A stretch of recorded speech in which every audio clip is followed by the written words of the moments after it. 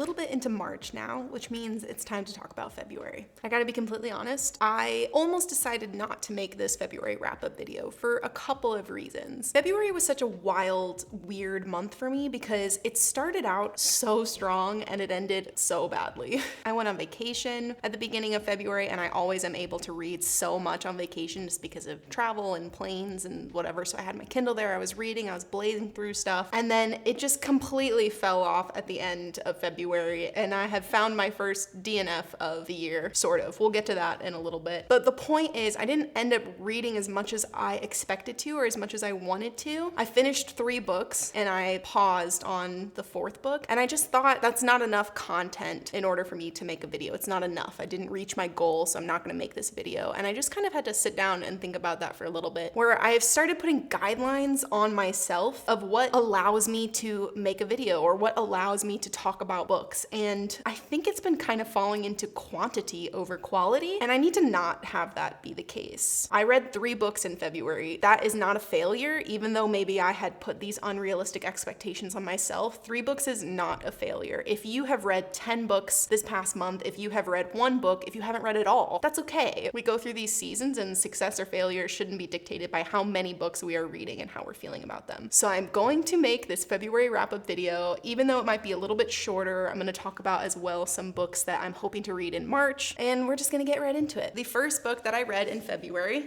was First Time Caller by B.K. Borison. I've talked about this a few times, but honestly, I can't get enough of this book. I absolutely loved this book. I have been waiting for it. It was on my 2025 list of anticipated releases. I've really enjoyed B.K. Borison as an author in the past. She wrote the Lovelight Farms series, and I loved that series. I think that it fell for me a little bit more in the category of kind of like a Hallmark read, where it's cheesy, it's easy, it's very hyperbolic. There's not a ton of depth to it, if I'm being honest, but I don't really mean that in a negative way. Sometimes that's just the type of book that you want to read. You want something like a palate cleanser, something quick and easy, and that totally falls into that category for me. Each book in the Lovelight Farms series is also based in a season. So the first book takes place in winter around Christmas, and then the rest of the books take place in either fall or spring or summer. So you can really kind of match those books to potentially whatever mood you're in at the time. I really like them. I was expecting First Time Caller to be very enjoyable, but I think I was also expecting it to kind of be sort of surface level, similar with the rest of her books. Not a ton of emotional depth to it. And again, I don't think that's always a bad thing. That's just what I thought was gonna happen here. Incorrect. So this book follows our 2 main characters, Lucy and Aiden, who the love story is kind of revolving around. Lucy is a single mom. She has a 12-year-old daughter named Maya. And as we meet Lucy and we kind of start to get to know her, it's very obvious that she's feeling a little bit lonely. She's feeling like maybe she's not good enough to have a romantic relationship, but the thing that she keeps telling herself is, I have all the love that I need. I have an amazing kid named Maya. She actually has a really good relationship with her ex-partner, Maya's father. They still have a very good platonic relationship, and they've kind of created this unconventional family unit that is really portrayed in a way that is so beautiful to me. I think it was done very, very well. And so Lucy just keeps telling herself, I have all the love that I need. I don't need a romantic relationship. I don't need anything else because I have so much love in my life. But by telling herself that, she doesn't realize that she's actually really lonely. Aiden, on the other hand, is the host of a radio show called Heartstrings, which is kind of a romantic hotline, I think is the way that it's described. And he has been hosting this radio show for years, and people will call in and ask his advice on their relationships or dating advice, romantic advice, which is kind of the intent of the show, but it ultimately became people calling in just to complain about their partners and complain about the way of the world, and it just got very, very negative, and that started to affect Aiden, specifically because at the same time he was dealing with a lot of issues kind of happening in his family with his parents as well, and his idea of love and loving someone was mostly just attributed to getting hurt, and so he just totally closed himself off. He became a cynic, doesn't believe in love, doesn't believe it's helpful or good for you, and just is now this grumpy, grouchy radio host who is tanking the ratings of his show because nobody wants to listen to a grumpy, grouchy radio host. Until one day, Maya, Lucy's daughter, actually calls into the show and talks to Aiden about Lucy and sets them up to talk to each other on the phone. It's very Sleepless in Seattle in such a wonderful, beautiful way. Lucy and Aiden have this long conversation on the show over the radio about what Lucy's looking for. She wants the magic, she wants the romance, she wants the fantasy of a relationship. And as she is talking and describing the type of love that she really wants in her life, people around the city that are listening start to really be able to relate to her, and the show goes absolutely viral. And Aiden and Lucy kind of strike up this partnership where she goes on the radio show weekly or a couple times a week to talk to people and to potentially find a date live in real time. Of course, as that's happening, Aiden and Lucy are in sort of a forced proximity situation where they start to flirt, they start to develop feelings for each other, and potentially goes further from there. What I love about this book is, although I think the plot line is maybe a little bit predictable, I love the realism that the author kind of embeds into it. And when I say realism, I mean that it doesn't feel hyperbolic. It doesn't feel outside of the ordinary. The way that these characters are reacting to things, the way that they talk to each other, the dialogue, the banter, and them falling in love, everything feels paced out so specifically well. I literally would find myself reading sometimes, and you kind of put yourself in the shoes of the main character, and sometimes in the back of your mind you have that thought of like, what would I do in this situation? And each time it actually was lining up a lot with what Lucy was doing, to the point where in the middle of it I was like, this feels so real. It feels really, really real. Even the way that the author writes the dialogue, it feels very human. Sometimes I think that these books can take a lot of the human elements out of dialogue. Everybody's so well spoken. Everybody knows exactly what they want to say. But in here, it feels raw. It feels authentic. It feels very real. And that's one of the reasons why I absolutely loved it. The plot line is so cute, very swoon worthy. It is a slow burn romance. I just enjoyed that so much, but it's really the characters that I fell in love with, which is not outside the ordinary for me because I am such a character reader, but this just was exactly what I wanted at the exact right time. This definitely was my first 5-star read of 2025, officially. Technically, I did reread a book that was a 5-star read, but I already knew that was gonna be a 5-star read, so it doesn't count. This is the first new 5-star read that I've read in 2025, and I would highly recommend it if you're looking for a good romance. The next book that I read, I unfortunately don't have my physical copy because I loaned it to a friend who is reading it right now. But the next book I read was The Nightingale by Kristen Hanna. I was so excited to read this book. I had such high expectations for this book just because of what I've heard, the way that people have described it, how emotional they've described it to be. All of the reviews on Goodreads or other platforms are just 5 stars across the board. I had friends that had read this book that had loved it so much, so I was really excited to read this. And I was very excited to kind of jump back into historical fiction because it's been a while since I've read a historical fiction. So this book follows our two main characters, Vianne and Isabelle, in a Nazi-occupied France during World War II. And it kind of follows our two characters as they take very different paths in resisting Germany and resisting the war. Isabelle definitely is more of the outward rebellious type, where she wants to do everything she can to stick it to the Germans, and she wants to do everything she can to help end this war. And Vianne, most of her motivations is just keeping her family safe and keeping her life safe and maintaining what she has been able to build over time. But through that, she actually does kind of start to aid in the war effort and kind of rebel in her own softer, quieter way, and sort of comparing the two methods that these sisters end up taking and how they're both actually really important and how they both are really helpful and meaningful. This book spans the length of the entire war. It actually starts like right before World War II starts, and it ends once World War II ends. And so you kind of are on this multi-year journey with these characters, which I think was really amazing to see the stakes start to get higher and higher and see sort of that devastation start to get more intense as the book goes along. In the beginning, as the Nazis are occupying France, they are more docile and more,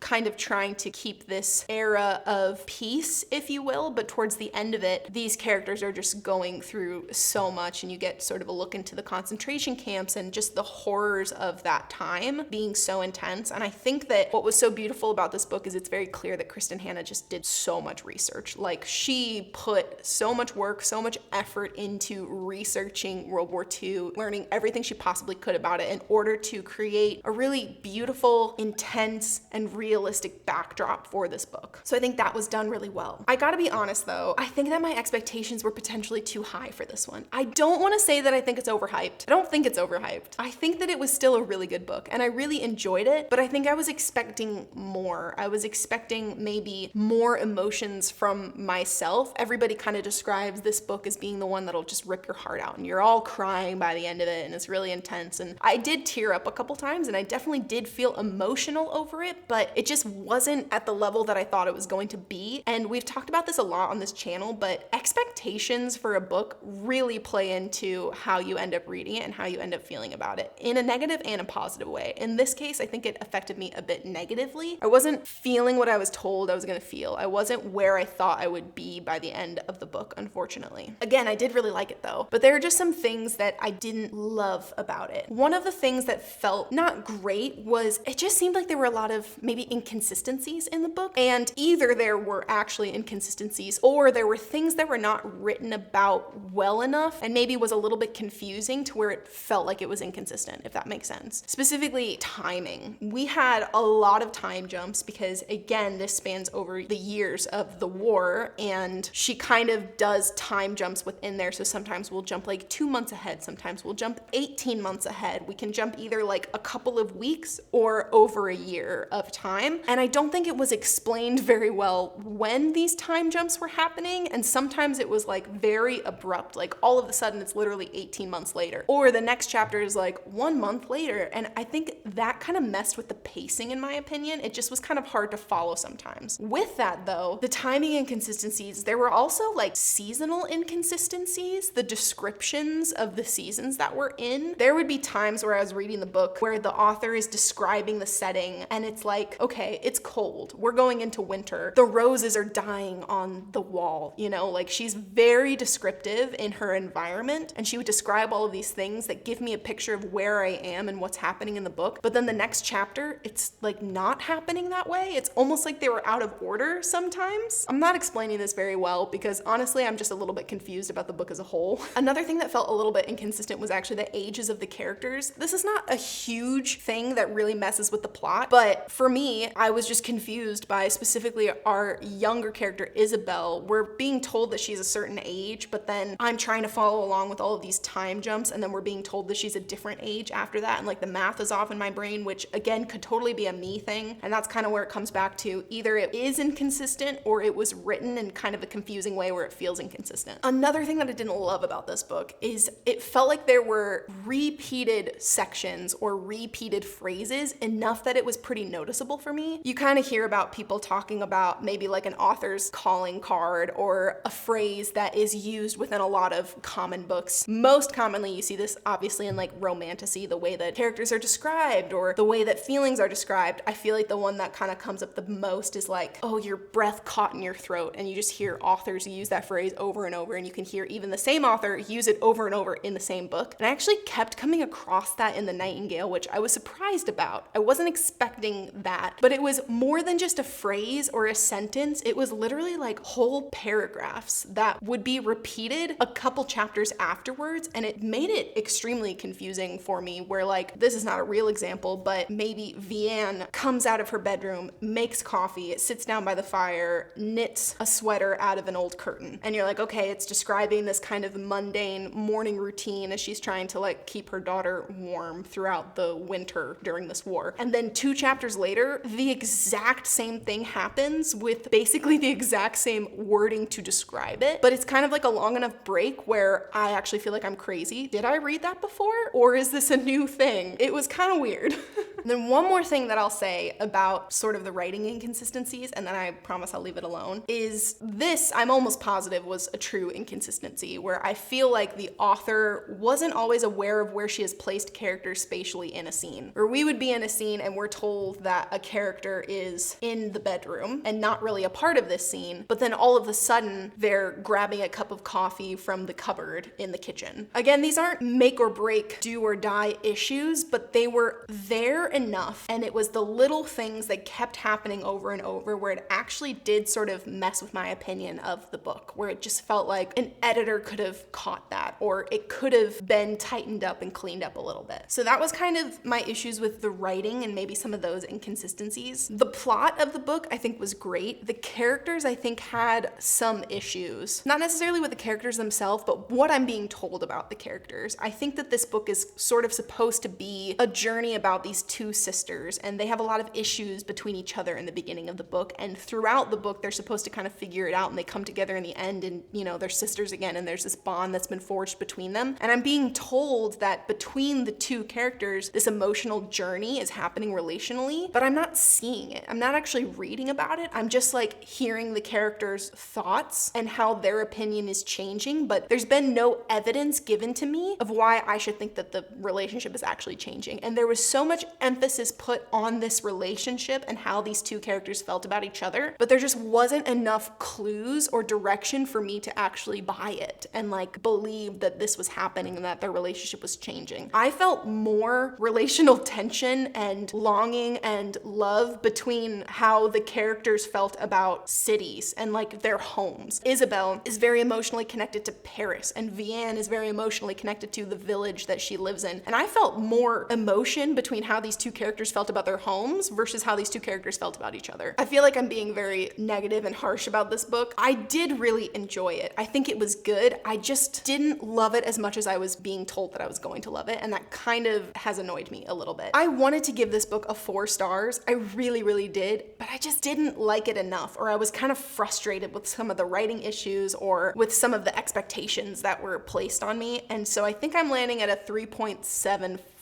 I do think the plot was beautiful. Just the sheer amount of research that went into World War II to prep for the plot, that was amazing. And I was very emotionally invested, and it made me tear up, and I think it was a beautiful story. I just don't think that it is quite where people were telling me that it was. So 3.75 for the Nightingale, and I am so sorry. But also, I would love to know if anybody else faced some of those similar issues that I did, or maybe didn't like it as much as they were being told to, or if you did love the Nightingale and it was a 5-star read, help me. What am I missing? Help me understand, because I really, really wanted to like that book. I was so expecting to like that book, and that's on me for having my expectations too high. I never learn.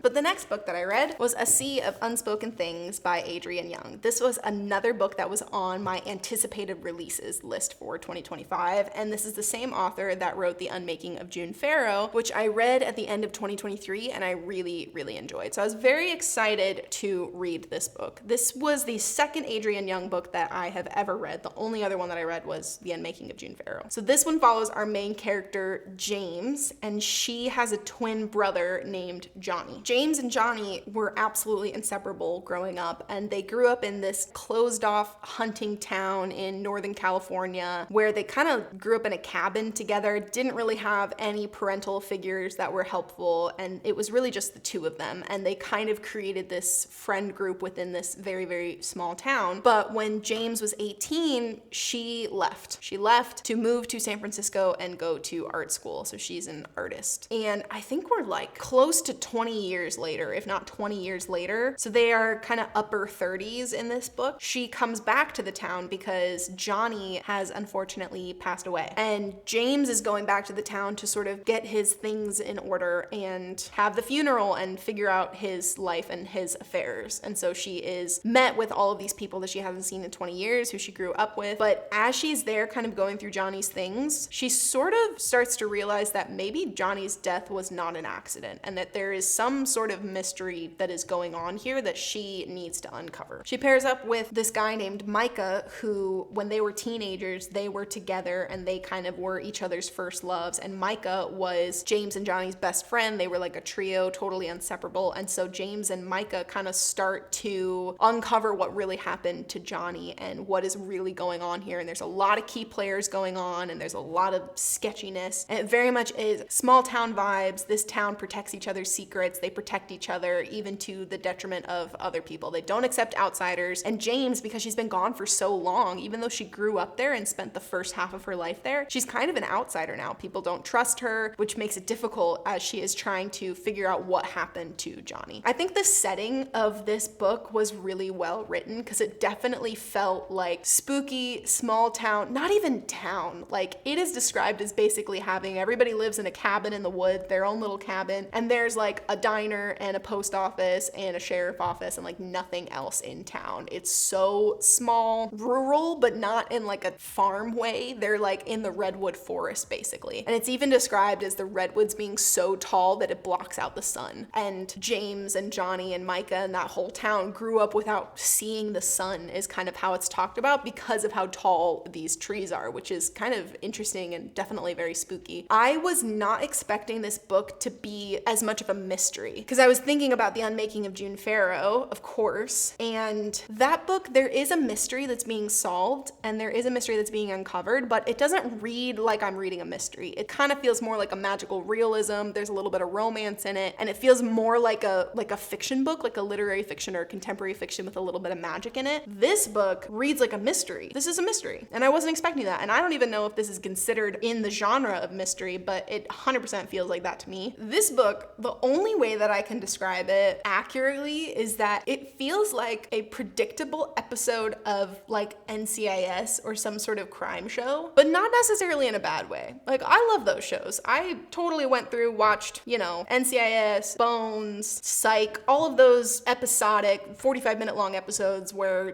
there's a bunch of different potential bad guys and our main characters are trying to solve this mystery. That's what this felt like. This was an episode of NCIS, but again, not in a bad way. It was fun. It was easy. It was pretty predictable, in my opinion. Like, you could just kind of tell what was going to happen and why it was going to happen. There wasn't really anything that surprised me in this book, but I don't think that's a bad thing. We don't have to have every book be a surprise, and I don't think being predictable is always a bad thing either. I just was not expecting this book to read the way that it did. I wasn't expecting it to be such a strong emphasis on mystery and less of like a literary fiction type vibe, but it was fun. I enjoyed it. I think I ended up rating this a 3.5. It went by very quickly. It's under 300 pages. You can read it super, super fast, but again, it is pretty predictable and it just wasn't quite what I was expecting. I enjoyed it. I didn't love it. So 3.5 for A Sea of Unspoken Things. Okay, and the last book that I ended up picking up in February was Tress of the Emerald Sea by Brandon Sanderson. This book I've been wanting to read for a while. I've been wanting to get into Brandon Sanderson for a while, and I kind of made the strategic decision that this was sort of going to be the book that introduces me to the author. I know that it's very different from a lot of his other works. I've been told that many times. It's totally different to like a Mistborn. It's a standalone. It's been compared to Princess Bride and Stardust, and I love both of those books, which is another reason that I was interested in picking this one up. And I loved this book as I was reading it. I think that the narration and the dialogue is so funny. It follows our main character, Tress, who just goes on an adventure. She is trying to rescue her love interest from this evil sorcerer's lair, and she kind of sneaks away and gets on this pirate ship and just is on an adventure, is the best way I can describe it. The magic system in this world is so interesting. It is 100% something that I think about all the time. It basically takes place around these things called spores. I sort of pictured them as mushrooms or some type of fungi plant, and there's just spores everywhere all over this world, and if they get wet, all of these like vines explode out of the spores if they get any trace of water on them. And sometimes these spores, as you're walking over them, they can like kick up dust, and the dust can get into your eyes or into your mouth. And if that's the case, if your like saliva touches the dust of these spores, or if it gets into your eyes and it has the moisture from your eyes, it can explode inside of you. And like, there's a section where Brandon Sanderson is describing like what it would feel like if somebody had vines exploding out of them from these spores, and it is so detailed and gross and intense. And the magic system of this world sounds super scary because all of these people are essentially afraid of water and sweat and anything that has moisture at all. It's intense and it sounds dark, but actually this book is an extremely lighthearted read. Like I said, the narration is so funny. I was laughing out loud during this. The main character, Tress, I think she's a little bit two-dimensional, but I don't even know if she needs to be more than that. I think this book is more centered around the world building and the plot, and it's less of kind of like a character book in my opinion. So I did not finish this book, unfortunately. I think I have like 100 pages left, and I'm hitting pause on it because unfortunately, while I was reading this book and at the end of February, we had to say goodbye to one of our dogs, one of my family dogs that I've had since I was 12 years old. It was just a really sad way to end the month, and I am definitely somebody that has strong associations when it comes to books. If I'm reading a book during a particular season in life, I always remember it based on what was happening during that time. And I tried to pick this up and I tried to finish it, and I was just like,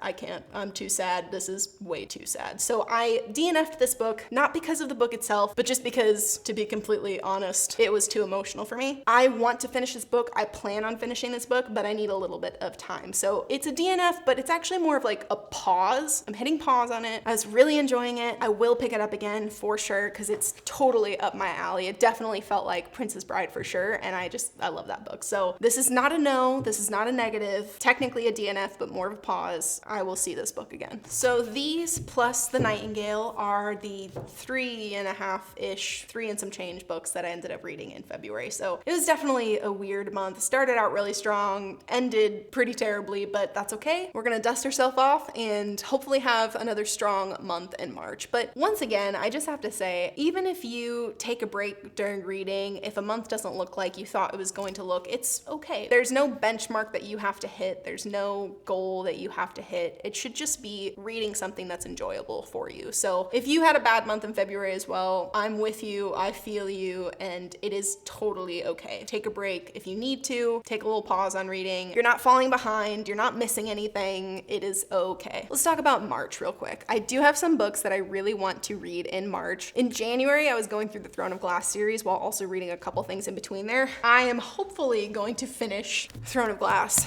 in March. Even though I have read 4 books in the series and there are 4 books left, I am not halfway through. These books are significantly longer than the first 4. So we'll see if I'm able to get through this in March. But if I am and I have some time at the end of it as well, I do have 2 books that are very high on my TBR right now, and that is Watermoon and A Song to Drown Rivers. Clearly, I am very much in a fantasy mood right now. These covers are so amazing and so beautiful. Watermoon's a pretty new release. I don't think A Song to Drown Rivers is very, very new. This one came out last year. This one came out in 2025. They're both, like I said, fantasies. I think this one has a little bit more romance in it. This one also might have some romance, but I'm just very, very excited to kind of get into these worlds. And I think it will be a good either like in-between book if I want to take a break in between like Queen of Shadows and Empire of Storms, or potentially a good book to like lift me out of the Throne of Glass reading slump that most likely is impending. But we'll see. So that's kind of the plan for March. That's what I read in February. I would love to hear what's on your TBR for March and also what you read in February. As always, thank you so much for watching and joining, hanging out with me on this corner of the internet, and we will see you next time.